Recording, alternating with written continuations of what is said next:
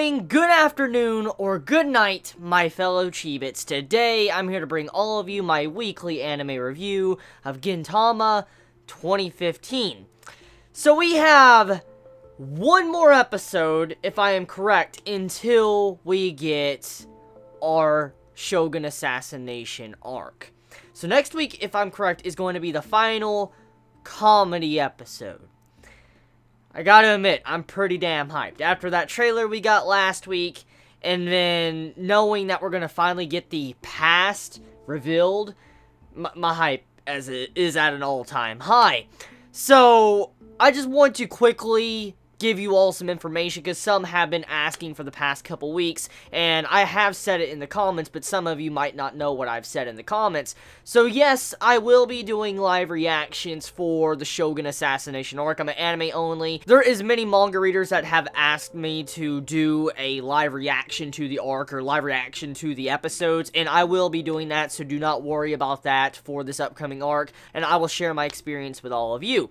Now that I've said that, let's dive into this episode. So this episode, it focuses around Shachi and him wanting to be a mangaka, or him having romance trouble. And I guess this episode is what I've been missing for the past couple weeks, because there's been a lack of real good romance anime this season, and seeing this episode of Gintama, I was actually very satisfied, because I feel like I've been away from romance for so long, since, you know, the end of last season. Seeing an episode of Gintama kind of focus a little bit around that made me a little bit happy. I mean, getting to see how, you know, Shachi wanted to get with the sensei, and then was trying to confess to her through the manga, I couldn't help but laugh. It was a really funny ordeal in the first half of the episode, and in the second half, that's an entirely different matter that was funny, but I will save that for last. So the first half is romance related, and if you love romance, and if you love Gintama, and you like romance with Gintama, I think you might like, you know, the first half of this episode quite a bit.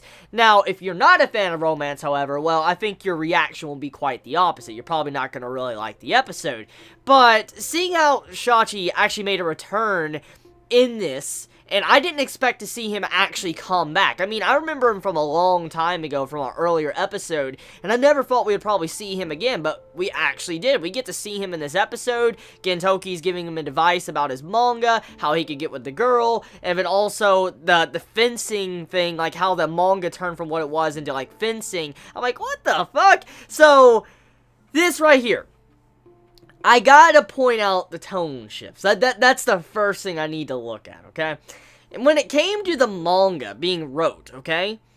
The tone shifts from, like, having it to where the girl dies, the sensei dies, to all of a sudden the match, like, versing, you know, the fencing match.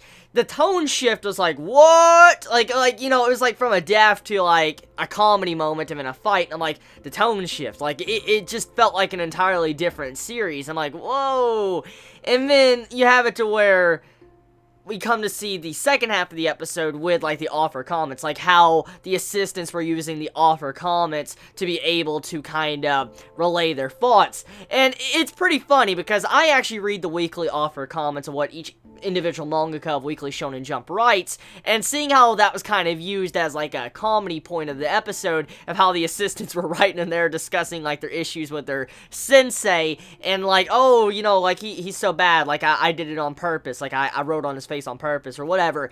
It was pretty funny. I got a good laugh out of it, because, I mean, it's just interesting to see how, like, a mangaka, since a mangaka is the one that actually wrote this. Let's really look at the facts here.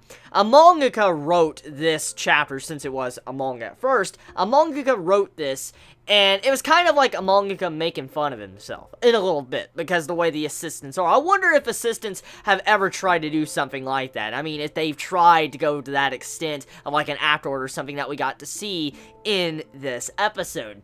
And that's about it. I mean, this episode of Gintama, it's pretty straightforward. I mean, anyone could possibly get it, and there's not really much meaning overall to this episode besides certain few things, but it's not really that much I can really dive into. So let me know your thoughts in the comments below. You all have a wonderful day or night wherever you live. Please be safe. Chibi out.